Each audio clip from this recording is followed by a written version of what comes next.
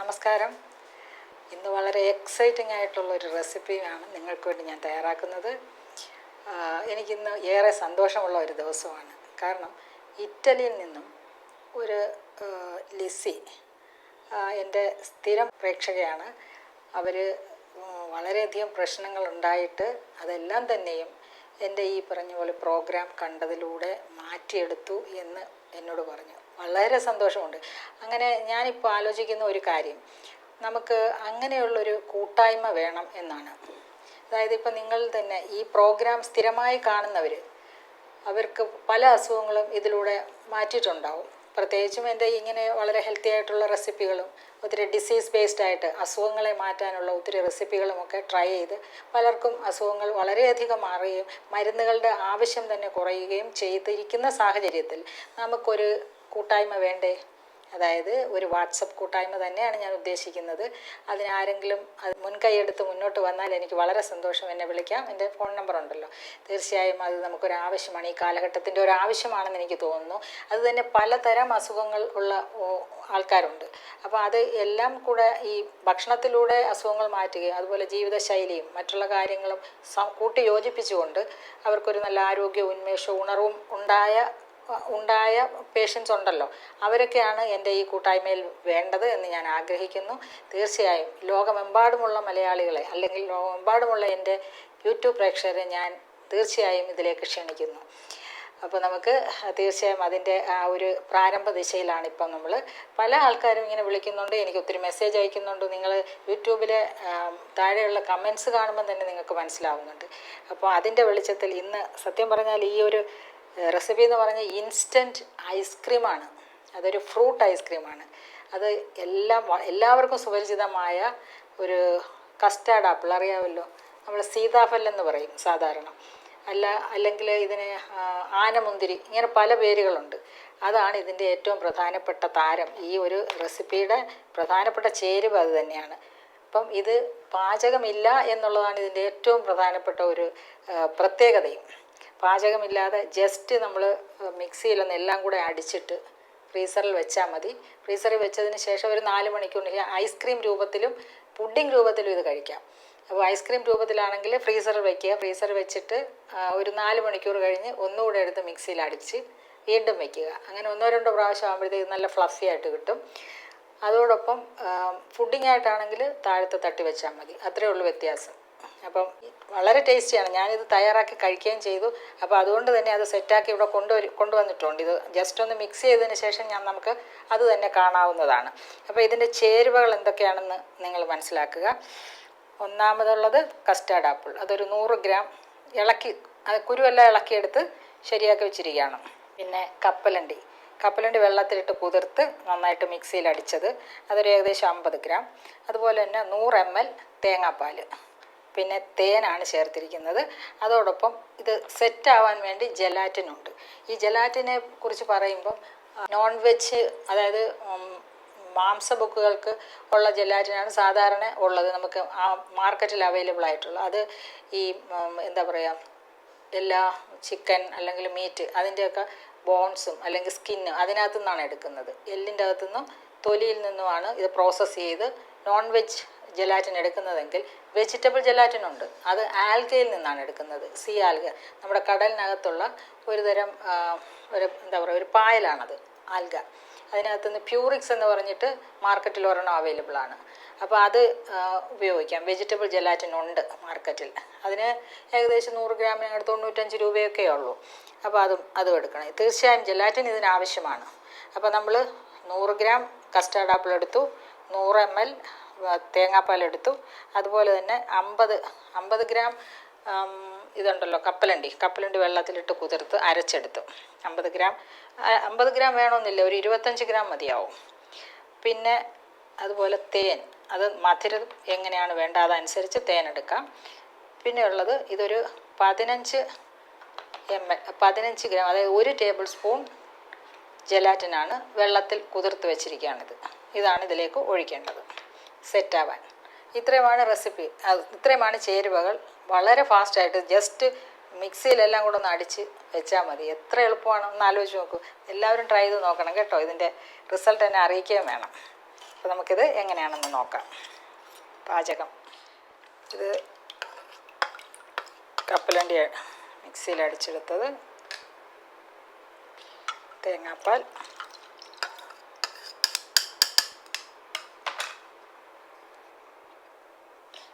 Custard apple. ഇത് നന്നായിട്ടൊന്ന് ഇപ്പം ഞാനിത് ഇളക്കി എടുത്ത് വെച്ചിരിക്കുകയാണ്. ഇതെല്ലാം ശരിക്ക് ഒരുമിച്ചാണ് മിക്സിയിൽ അടിക്കേണ്ടത്. തേൻ ഒഴിക്കുന്നു. തേൻ ആവശ്യത്തിന്, എനിക്ക് കുറച്ച് മധുരം ഇഷ്ടമായതുകൊണ്ട് തേനാവുമ്പോൾ ഏറ്റവും നല്ല ഒരു സ്വീറ്റ്നറാണ്, എല്ലാ അർത്ഥത്തിലും ഹെൽത്തി ആയിട്ടുള്ള സ്വീറ്റ്നർ. ഇനിയാണ് നമ്മുടെ ജലാറ്റിൻ ഒഴിക്കുന്നു. ജലാറ്റിൻ നല്ലോണം വെള്ളത്തിൽ കുതിർത്ത് വെച്ചാൽ മതി. ഇളം ചൂടുവെള്ളത്തിൽ വേണം കുതിർത്ത് വയ്ക്കാൻ.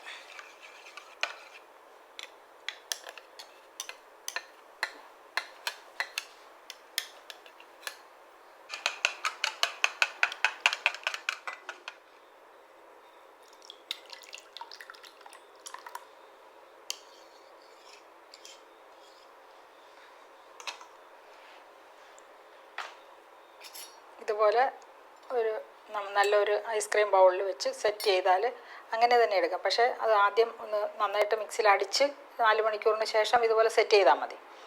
ഓക്കെ, അതുപോലെ ഞാൻ സെറ്റ് ചെയ്ത് വെച്ചതാണ്. ഇപ്പം നിങ്ങൾക്ക് വേണ്ടി ഞാൻ എടുത്ത് വെച്ചിരുന്നതാണ് ഈ എടുത്ത് കാണിക്കുന്നത്. കണ്ടോ, സെറ്റായിരിക്കുന്നുണ്ടല്ലേ. നമുക്കൊന്ന് ടേസ്റ്റ് ചെയ്യാം. കൺസിസ്റ്റൻസി കണ്ടോ, നല്ല ഐസ്ക്രീം പോലെ ഇരിക്കും. നന്നായിട്ട് പുഡിംഗ് ആണെങ്കിൽ നല്ല എക്സലൻ്റ് ആയിട്ടുള്ളൊരു കൺസിസ്റ്റൻസി നമുക്ക് കിട്ടും.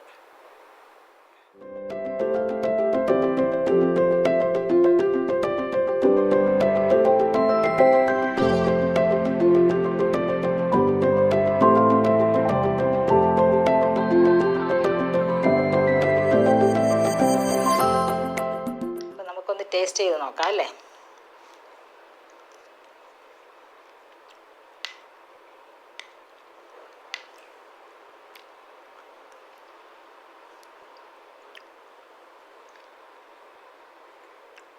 സൂപ്പർ ടേസ്റ്റാണ് കേട്ടോ.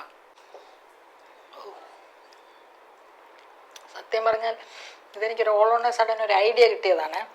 കസ്റ്റാർഡ് ആപ്പിൾ വെച്ചൊന്ന് നോക്കിയാലോ. അങ്ങനെയാണ് ഈ ഒരു റെസിപ്പി വന്നത്. എക്സലൻറ്റ് ടേസ്റ്റാണ്. ആരും മാറ്റി നിർത്തണ്ട. പിന്നെ കുഞ്ഞുങ്ങൾക്കാണെങ്കിൽ ചോക്ലേറ്റിൻ്റെ ഒരു ഫ്ലേവർ ഇഷ്ടമാണെങ്കിൽ ഇത്തിരി ചോക്ലേറ്റ് സിറപ്പ് ഇതിനോടൊപ്പം ഒഴിച്ചു കൊടുത്താൽ മതി. അതല്ല വാനിലയുടെ ഒരു ഫ്ലേവർ ഇഷ്ടമാണെങ്കിൽ അത് ഒഴിച്ചു കൊടുക്കാം. അപ്പോൾ അത് അങ്ങനെ കുട്ടികൾക്ക് ഇങ്ങനെയുള്ള വളരെ ഹെൽത്തി ആയിട്ടുള്ള ഒരു ഐസ്ക്രീം വീട്ടിലുണ്ടാക്കി കൊടുക്കുന്നത് നല്ലതല്ലേ. ഒരു കുറ്റബോധവും ഇല്ലാതെ കഴിക്കാൻ പറ്റിയ ഐസ്ക്രീം എന്നാണ് എനിക്കിതിനെക്കുറിച്ച് പറയാനുള്ളത്. കാരണം ഈ കസ്റ്റാർഡ് ആപ്പിൾ എന്ന് പറയുമ്പോൾ ശരിക്ക് ഡയബറ്റിക് പേഷ്യൻസിന് ഒന്ന് ശ്രദ്ധിച്ച് കഴിക്കണമെന്നേ ഉള്ളൂ. എങ്കിൽ കൂടിയും ഇതിൻ്റെ കലോറിഫിക് വാല്യൂ 100 ഗ്രാമിൽ 100 കലോറിഫിക് വാല്യൂ. പക്ഷേ ഇതിൻ്റെ ഗ്ലൈസിമിക് ഇൻഡെക്സ് എന്ന് പറയുന്നത് 50-54. അത് ഒരു ഹെൽത്തി ആയിട്ടുള്ള ഒരു ഗ്ലൈസിമിക് ഇൻഡെക്സ് ആണ്. അതോടൊപ്പം തന്നെ ഗ്ലൈസിമിക് ലോഡ് 10-നകത്തേ ഉള്ളൂ. ഈ ഗ്ലൈസിമിക് ലോഡും ഗ്ലൈസിമിക് ഇൻഡെക്സും തമ്മിലുള്ള വ്യത്യാസം ഞാൻ പറയാറുണ്ട് പലപ്പോഴും. ഗ്ലൈസിമിക് ഇൻഡെക്സ് എന്ന് പറയുന്ന കാർബോഹൈഡ്രേറ്റ് കണ്ടൻറ്റ് അതിനെ മാത്രം ബേസ് ചെയ്തുകൊണ്ടുള്ളതാണ്. അപ്പോൾ കാർബോഹൈഡ്രേറ്റ് കണ്ടൻറ്റ് കൂടുതലുണ്ടെങ്കിൽ കുറച്ച് ഗ്ലൈസിമിക് ഇൻഡെക്സ് മുകളിലായിരിക്കും. എന്നാൽ ഗ്ലൈസിമിക് ലോഡ് എന്ന് പറയുന്നത് carbohydrate, protein, fibre, vitamins, minerals എല്ലാം കൂടെ സംയോജിപ്പിച്ചുകൊണ്ടുള്ള ഒരു റീഡിംഗ് ആണ്. അപ്പോൾ glycaemic Lord is more important than glycaemic index. ഇതിന് ഗ്ലൈസിമിക് ലോഡ് വളരെ കുറവാണ്. അതുകൊണ്ട് തന്നെയും ഇങ്ങനെയുള്ള ഒബീസിറ്റി അല്ലെങ്കിൽ ഫാറ്റി ലിവർ ഇതിനൊക്കെ തന്നെയും ഒരു പരിധി വരെ നമുക്ക് കഴിക്കാൻ പറ്റുമെന്നാണ്. പക്ഷേ ഒരു കാര്യമുണ്ട്, ഇതിനോടൊപ്പം മറ്റുള്ള ആഹാരങ്ങൾ കൂടെ കഴിക്കരുത് എന്ന് ഞാൻ വീണ്ടും പറയുന്നു. അപ്പോൾ ഇതിൻ്റെ ഗ്ലൈസിമിക് ഇൻഡെക്സ് 54 അതേ ഗ്ലൈസിമിക് ലോഡ് 10 അതുകൊണ്ട് തന്നെ നമുക്കൊരു ഹെൽത്തി ആയിട്ടുള്ള ഒരു ഓപ്ഷനാണ് ഈ കസ്റ്റാർഡ് ആപ്പിൾ. കസ്റ്റാർഡ് ആപ്പിളിനോടൊപ്പം നമ്മൾ ചേർത്തിരിക്കുന്നത് കപ്പലണ്ടിയാണ്. കപ്പലണ്ടി ശരിക്കും പറഞ്ഞാൽ കുറച്ച് മുകളിൽ തന്നെയാണ് ഗ്ലൈസിമിക് ഇൻഡെക്സ്. അതോടൊപ്പം അതിൻ്റെ കലോറിഫിക് വാല്യൂ 300-ന് മുകളിലാണ്. അതുകൊണ്ട് കുറച്ച് കപ്പലണ്ടി എടുക്കുക. പക്ഷേ ഇതിൻ്റെ ന്യൂട്രിയൻ വാല്യൂ, പ്രോട്ടീൻ 25-30 ഗ്രാം പ്രോട്ടീനാണ് 100 ഗ്രാമിൽ.